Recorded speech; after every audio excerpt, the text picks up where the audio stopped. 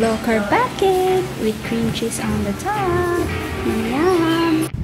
Hi guys, welcome back to my channel, and for today's video, we're gonna make low-carb pancake.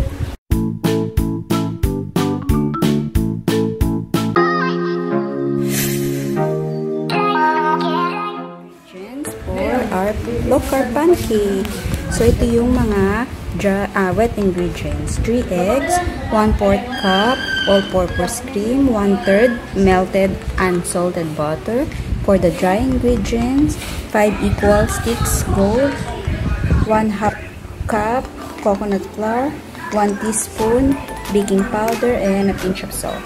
Okay, yun na. 1/3 cup of melted butter, 1/4 cup of APC,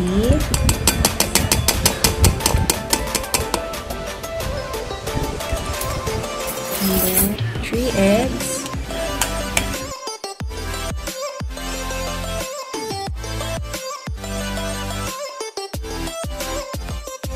the dry ingredients, 1/2 cup coconut flour, 1 teaspoon.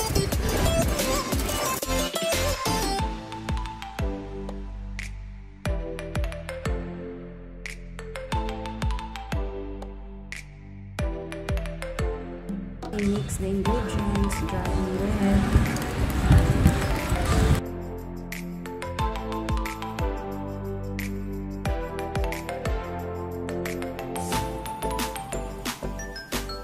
Tingnan na natin yung oil.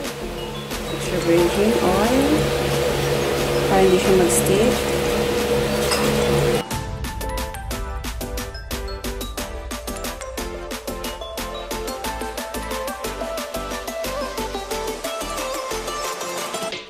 Okay, balik-balik natin.